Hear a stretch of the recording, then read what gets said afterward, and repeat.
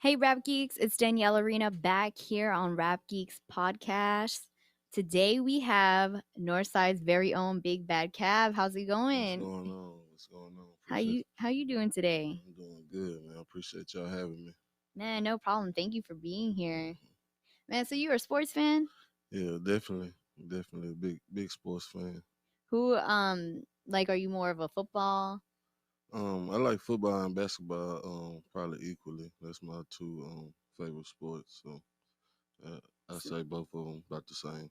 so you represent Houston. It's got to be Texans and Rockets, right? Yeah, I'm definitely a Rockets fan. I was a Texans fan for the last 10 years until last year, until they traded one of my favorite players. So I ain't fucking with the Texans right now. Excuse my language, but I ain't messing with the Texans right now.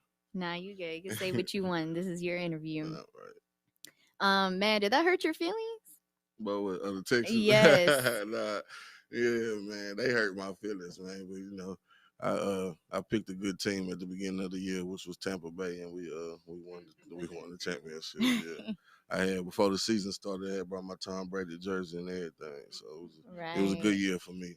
All the heartaches I didn't have for the Texans, I needed a year off from that. Man, how you feeling about Harden and his exit? Yeah, man. Yeah, man. Fuck Harden, man. For real, man. I don't fuck with Harden after that.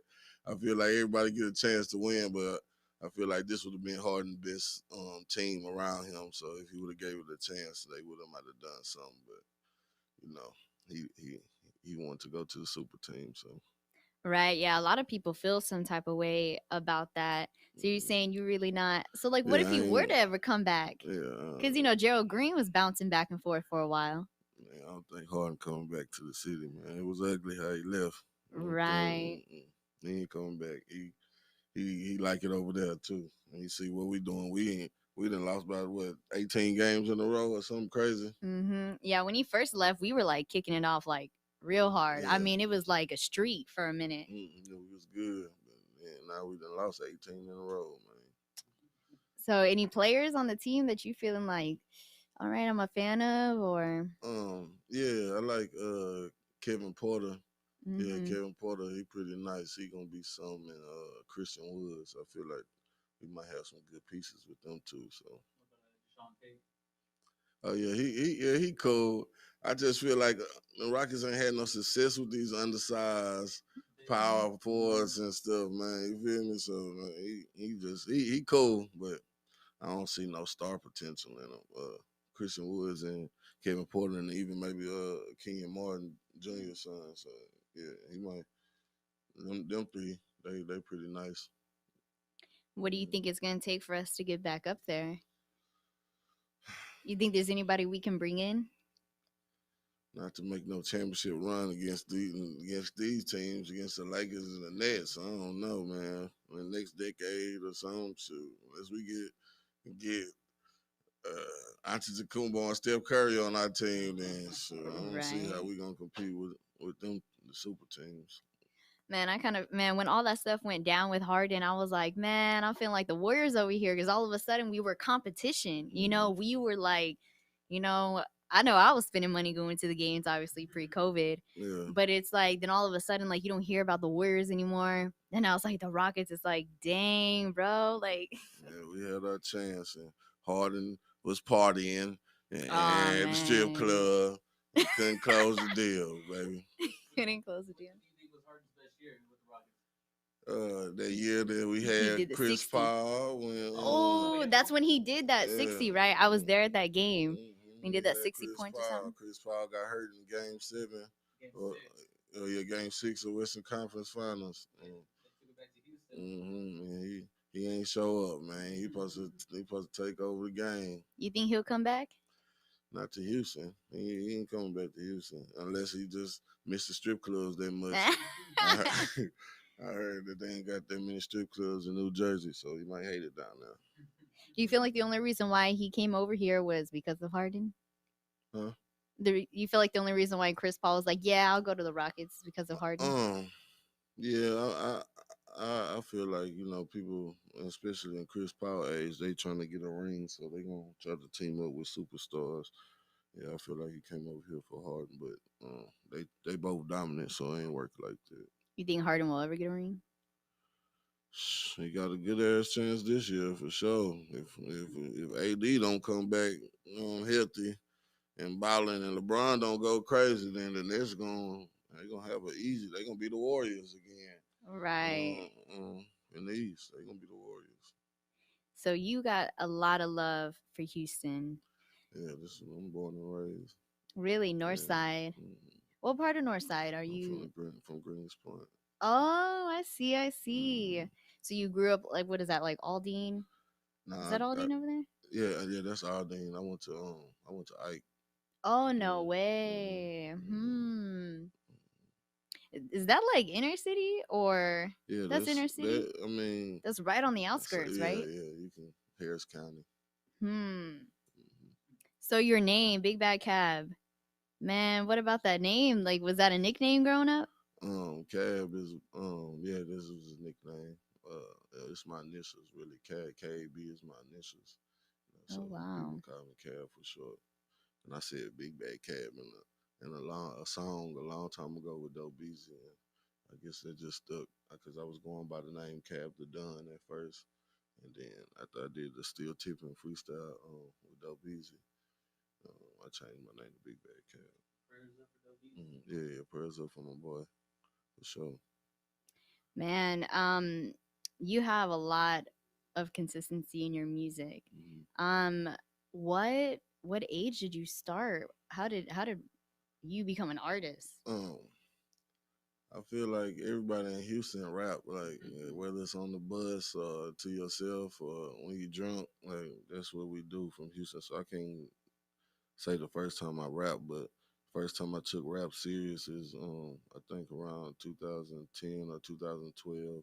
Mm-hmm. Um, it was a store called SF2 doing Kickback Sundays, and they was having artists, different underground artists, come in and showcase their skills, or freestyle or do a song. So that was like one of the first times I ever did any music in front of people, and a lot of people rapped that night, and it was like me and another dude that got like a lot of the crowd attention. So I'm like, I might have something with this shit. And I came back the next week, and people was asking me to rap. Are you gonna rap? When you rapping? So I'm like, I just stick with it. I came back again, and people just started asking me where the tape, where your music at. Mr. Rogers ended up coming um, to the Kickback Sundays, and he ended up hosting my first tape. Was this in high school? Nah, this was in 2010. This was like when I first. It was just a little bit out of high school. Wow. Was your family behind that influence? Did they kind of push that as well? Um, yeah, I feel my old man was he was a DJ, and my mom she was in a music teacher, so I feel like they I've been around music all the time, so it was born in me. So it was like one of those things where it's like, it doesn't surprise us. Mm-hmm. Man, so you have vocab 1, 2, and 3. Mm-hmm. Which one is your favorite? Um, man, I don't know, man. I like them all. I feel like all of them are different sides of my vocabulary. So I like the newer one because it's more new songs to me on there. But I feel like all three of them I like them all the same. Do you consider yourself a I mean, I don't want to put it out there like that, kind of make it look like bad. Do you consider yourself one of the better lyricists in Houston? Yeah, I definitely consider myself not if not the top lyricist. I'm top five for sure, dead or alive. So I feel like bar for bar, I'm really like nobody in Houston, and you really gotta listen to my music to understand what I'm saying. I'm gonna pick your mind for a minute. Um, where does it come from? Really just life experiences. I feel like I watched just listen to a lot of rap growing up, and my life experiences. I think I have a better, not better brain, but I think different than other people. I am not just trying to rhyme. I'm trying to put together schemes and metaphors in my music, not just trying to um make you feel good with the beat. That's how I feel like how music is right now. It's just how you feel on the vibe of it. It ain't really people listening to what you're saying. Right. But that's what I've been doing. That's what I'm continue to do. Yeah, you really always have something to say. Mhm. Yeah. Um what what what I don't even know where to I don't even know how to start this. One life experience or a major one in your life in the past obviously. Like which one stands out the most for you? Um, Man, I didn't have so many. I feel like the reason I came from rap was because I was too deep in the streets. I caught um a large ass a dope case. It really made me sit down. The SWAT came in Mm. my spot and all type of shit where I had to really chill out, and which made me come back to Houston because I was staying in San Antonio for a little second, and it really made me come back to Houston and just Reevaluate life. reevaluate and just think what I'm gonna do different. And I ended up going up there to the kickback Sundays, and that's when it all just started going.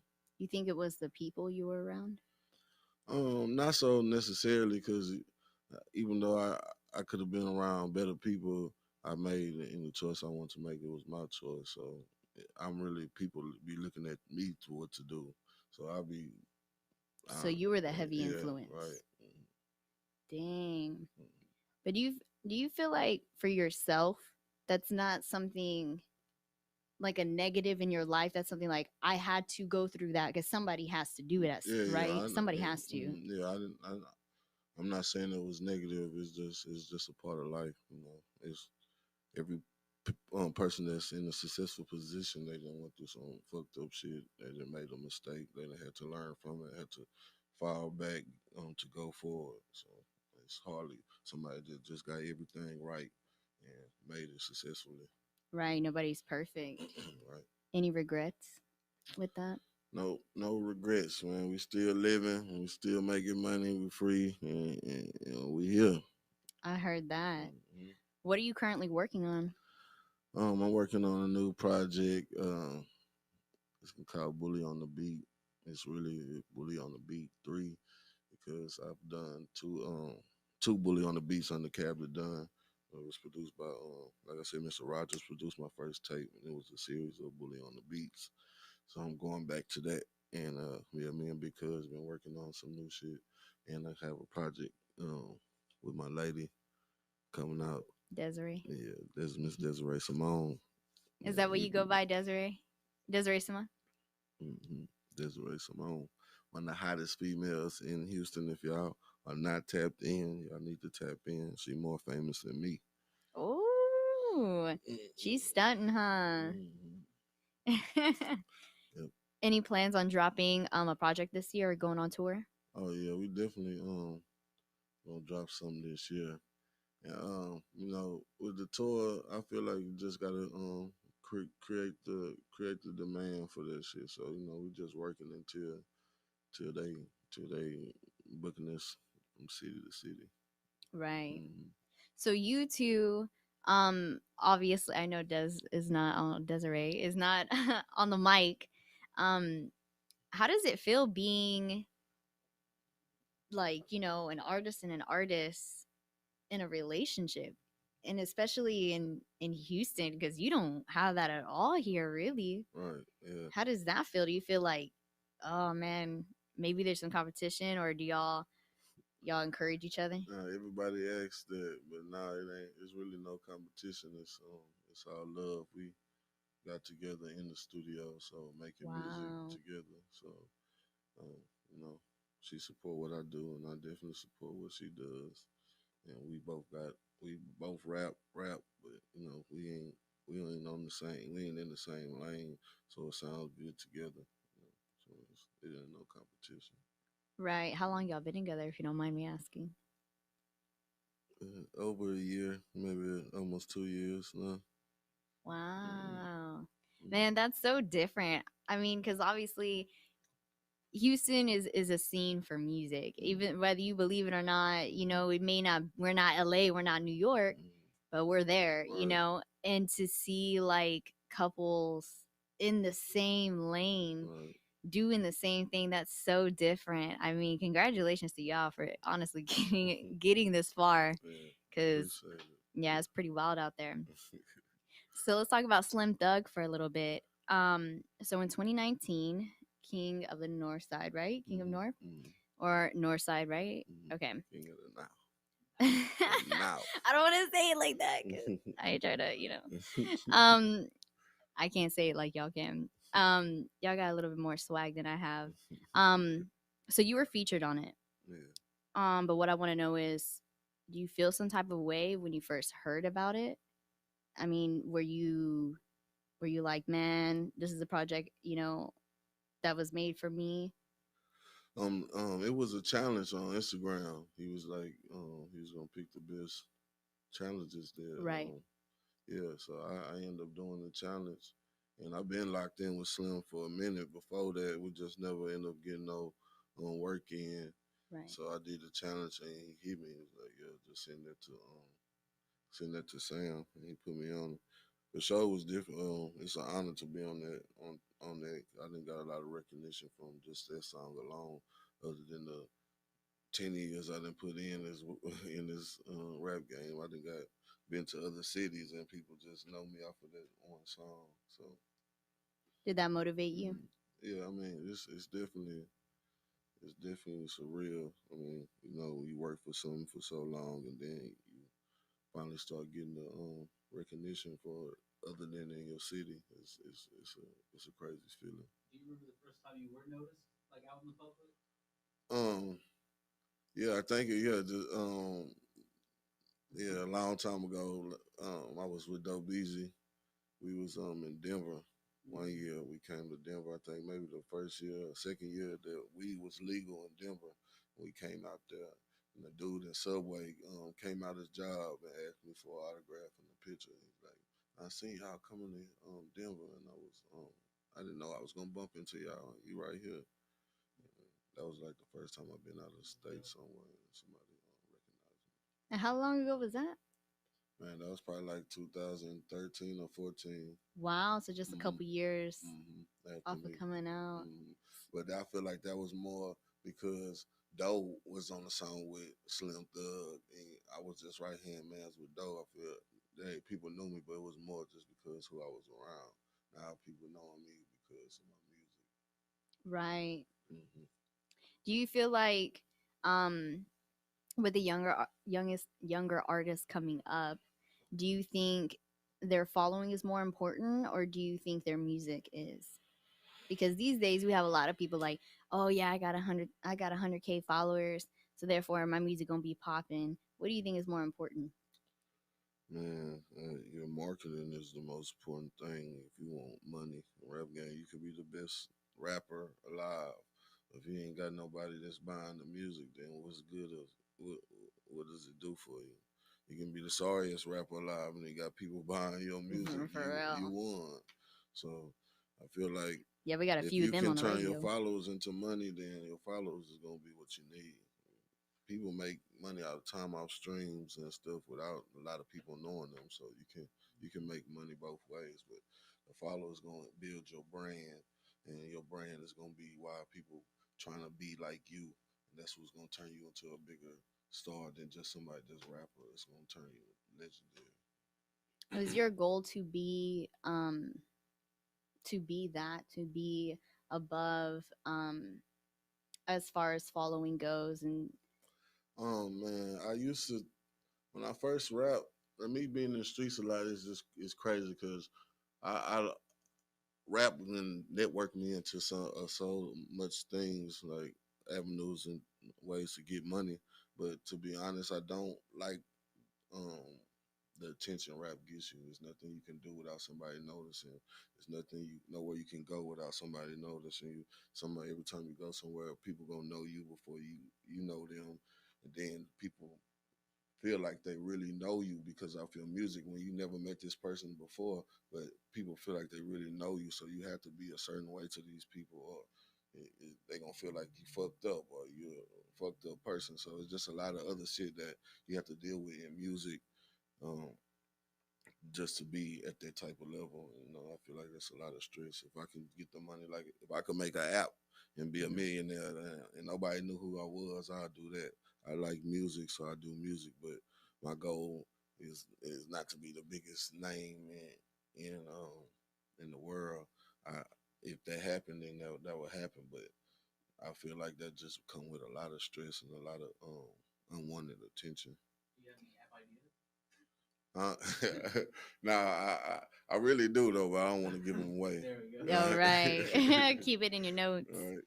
Right. That's a humble answer, to be completely honest. Yeah. Cardi B said in one of her interviews that I was happier broke than I am rich. And with the Mm. bigger name, the status, she's like, I'd rather be broke. I'd rather be back in the club, on my knees. It's a lot that come with it. Like people just see the money, glitz and glamour, but it's a lot of shit. Ain't no rest. Ain't no being a regular person for a day. Nah, it's none of that. Any move you make is gonna be criticized, judged, or praised, or whatever. It's a lot on a person, especially a woman too, because they always got to be in. They Oh, couldn't yeah. come to interview scruffy and none of that. You feel me? They'll Right. be there. It's harder for them for sure. Yeah, and everybody's all judging them in the comments, like, why her hair like that? Why Right. she dressed like that? You know? Mm-hmm. Mm-mm. Right. So, speaking of consistency of your music earlier, you were talking about writing 3 songs a day at one point. Mm-hmm. Is that still a thing for you? I definitely I try to write every day. I don't write as much every day because I have so many other business ventures that I'm doing right now. But I definitely write every day. I just put a studio in my condo, so anytime I want to record or do something, I'm right there. I'm right. I can make it happen. So I'm definitely still practicing and still jotting and still freestyling every day.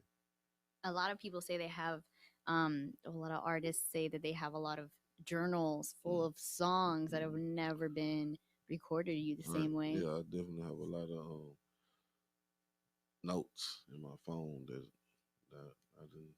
I got stuff that I done that I have recorded that I just ain't put out yet.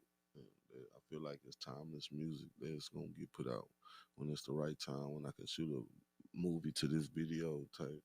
Like I got thousands of songs, literally. Man, so you still have that hunger, huh? Yeah. I mean, rap is a hobby and it's a passion. Once you once you get a feel for it and you start doing it, you it just becomes a way everyday way of your life. Like, so I feel like I ain't gonna never stop. Even just making music for myself, I probably never stop doing that because I like to do it. Seem like you have a very pure heart that no matter what, like even if money wasn't the agreement that we have to live, you would still be doing this regardless. Yeah. I mean, like I said, I come from music, so it's always. And then I'm from Houston. That's what we do. We beat on the side of the bus and Yeah. freestyle. So Bully on the Beat, was that the project that started it all?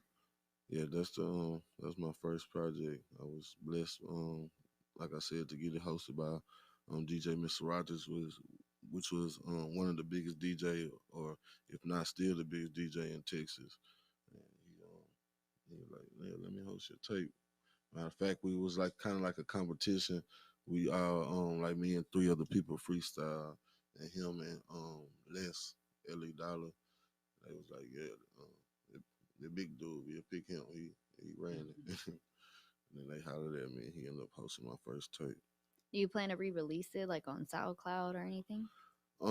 Yeah, I do. I need to re-release both of them. I was gonna probably just I'll drop them at the same time when I drop the Bully on the Beat 3. I'm just gonna when I upload it, I'm just gonna upload them all 3 on my distro key. Mm. All right, all right. So from a large spectrum of artists, who is your or what are your influences? Um, Man, I'm just a fan of music. I can't say one person. I like Biggie, and I like Zero. I liked a lot of comedian there growing up. Yeah, But Biggie's your favorite, right? yeah, Mm-hmm. yeah. But I like I said, I'm a fan of music, so I feel like I got a part of um a lot of different a lot of different artists. I listen to a lot of different artists. I just don't have a go-to artist to listen to at a certain time. But In your opinion, is who is the greatest in Texas? the greatest in Texas artist ever got to be Slim Thug or uh, uh, got to be Slim or Zero. Man, they did the most with rap. Man, they did the they did the most with rap. What about freestyles? Freestyle Kings. Who's the freestyle King? All the Your freestyle king, personal freestyle man, King. freestyle kings is And that's every. We're Flip not and talking exclusive. ESG, man. That's Hey, for real though. Flip and ESG, man. They can do it for hours and hours. ESG gonna rap about everything in the room. Mm-hmm. You feel me?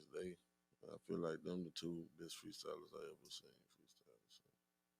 Speaking of social media, so on Instagram you have this post, and your caption says, "I've been getting bans. This ain't no OnlyFans. You can get this white bitch through the window." Right. How do you how do you feel about the whole OnlyFans situation? OnlyFans is a great tool. It's a great tool for marketing, man. I feel like uh, you get money, man. You feel me? It's just like anything that you get on the internet. It's either pimping on the internet or it's just private screening on the internet. Because I see a dude on the internet that's teaching number banking credit classes on his OnlyFans, and he Right. running it up. So I definitely feel like it's a great marketing tool and a way to get money from people that's on their phone all day, every day. You ever dated somebody with the No, OnlyFans? I never. OnlyFans wasn't popping when I was single. Yeah, that's only become like a thing in the past like years though, Yeah, right? Yeah, yeah, yeah, last two year, years at 2 years. least. Yeah, I Well, don't think I would. Um, nah, nah, I don't think I would date OnlyFans member subscriber. I need my mine's for my eyes only. do you feel like maybe I mean I obviously can tell you encourage it, but do you encourage like the whole like how girls really use OnlyFans? Is that, I mean, do you consider that a true hustle? Yeah, it's a hustle for sure, man. It's just like somebody getting up, working a job, or a scammer scamming, getting up to scam, or somebody getting up to sell drugs. You gotta do something to make the money. You ain't just collecting bread and not doing nothing. You gotta put the content out there. You gotta make sure you marketing your pushing it, promoting your page. You gotta do work for it to come in. So it's definitely a hustle. And sex been selling since the beginning of the time. So I'm not surprised. Pimp C been said and moved to the website. Mm-hmm. Right, what do they say about that? Sex sells, right? Yeah, Something like that. sex been That's selling the thing. since the beginning of time. If it ain't dead, it Mm. can move to the All west. right, moved to the website. What do you prefer, blunts, papers, or glass? I'm definitely smoking big blunts, big fronto leaves, big backwoods. I don't smoke no swishers, no none of that, no papers. I need to, I started to think I might change to papers like a Jamaican and put me a little fronto strip in there like a spliff. Because I feel like you can't smoke all that tobacco all your life, but right now I'm thugging. I'm big blunts. You got a flavor. You Right. got a flavor back with. Um, Aromatic. Same See, I with me. want regular. Yeah, I like to taste my weed. exactly. You got any advice for the youngsters coming through? Just stick at it. Whatever you love to do, do it. Don't half-ass it. put money into your work, promo it, and get people to believe in your shit and keep doing it, man. Fuck what everybody else tell you. What's one of your favorite projects that you've Um, ever done? mm, I can't, like I said, I can't. I tell the truth. All my 5 projects I ever done have all been done the same way. It's been done with me and another person just creating the music. So all of them are they special to me. Like all of them, I had a good time doing them. It wasn't just no I had to pay to sit here and record, or I had to. It was on the time limit. Trying to get my music out. All of them, all the songs were organically made. Me chilling, me sitting, smoking, rolling. We laughing, talking. They making the beat. So all my projects was made just like this. So I feel like I had a good time with all of them. All of them give me the same feel. Yeah, Big Cuz and DJ Graham and Baker Young, man. Yeah, shout out my boy Baker, man. For real. Shout out to Throw too, man. He a new producer, but he got some heat, man. For you, I feel like you're very interesting to be around in a studio. So I feel like you're the type of artist that is completely locked, or like there's a switch when you're working on music. Do you feel that way about yourself? That maybe Um, there is like you're completely zoned out because you're so. yeah, I get in my zone when it's time to get in my zone. I feel like that's the best music. Like I said, I don't like to be thinking about other things when I'm making music, like my time, how much time I got, or how much money I done spend on this, or anything. I just like to be in a free mind state and just and making timeless or classic music. I like that. So plug yourself up and definitely plug Desiree up. Let them know where to find her on Instagram, YouTube, whatever you're pushing your music on and your platform. Yeah, you can find me on every social platform and under Big Bad Cab with a K underscore DTID, and Vocab 1, 2, and 3 are out, and I'm working on this Bully on the Beat 3, man. It's coming this year and produced by Big Cuz and have some Baker Young, Two Throat on that thing too, man. Capdone.com and BigBadCab.com, and Desiree Simone underscore. That's where you can find her. She going crazy. Yellow Cab project coming out at the end of this year. And I said that. All right, all right. So we're gonna play a little game really quickly. We're gonna do some rapid fire questions. So it's gonna be 5 questions, and the first thing that comes to your mind, you just say it. All right, you ready? Okay. Favorite color? Black. Favorite food? Tacos. Favorite superhero? Me. Favorite movie? Coming to America. Favorite podcast? Rap Geekz. Hey. All right, so we're gonna let you freestyle it up. Y'all, I'm ready to hear this.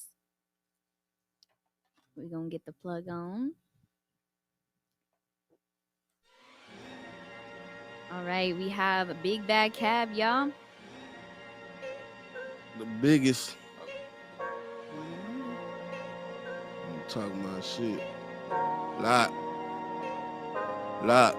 I really don't feel, cause real ain't real, and faking the skill. They make it your fault. You put they back on that wall, they gon' show who they is. Ain't giving no fucks this year. It's really fuck all y'all. Let's get straight to the biz. I don't need no friends. It's really MOE. Bitch, it is what it is. A whole lot of drugs. I done ran out of love. Cause love get you killed. I be all black. All you see is the mask and the moon, that give you chills. Niggas like to preach, we get active for real. Nigga lose your life, you'll be asking for real. Ain't no shots in the ass, gon' get addressed. I send a package for real, niggas get boxed. Yeah, sometimes that's the only way niggas get tight. I been spending money on weed so to pay for the smoke. Shit, I'ma pull out a knot. I need chalk now. I told them niggas walk down, I'ma roll up, pull up, and watch. All them boys do is get full of them shots, and then make sure your ass be full of them shots. Niggas be weak. Play hide and go seek, turn pussy when they know that they caught. Niggas pop shit, talking about he got kids. Well, they gon' grow up with moms. I been won't spaz. I heard something about jazz. I came through holding them drums. When that spark burns, gon' feel like heartburn, but your ass gon' need way more than some Tums. Yeah, I swear that I pledge, only get bread, stay away from them crumbs. This shit be risky. If a nigga gon' get me, just know I went shooting my gun. Yeah, I handle business, I'm a done. All them bitches gon' love me like I'm pun. Matter of fact, I'm as solid as they come. A nigga too solid, I'm a legend before I'm done. What, motherfucker? Hey. Yeah, vocab. 3. Bully on the beat. 3. On the fucking way, man. Y'all get that shit, man. Yeah. All right. Well, thank you so much for coming on our show today. Appreciate y'all having me, for real. Alrighty, that is it for us today, Rap Geeks. Make sure to tune in next week for Big Cabs and the previous artists we had before today. So coming soon. We'll see y'all later. Appreciate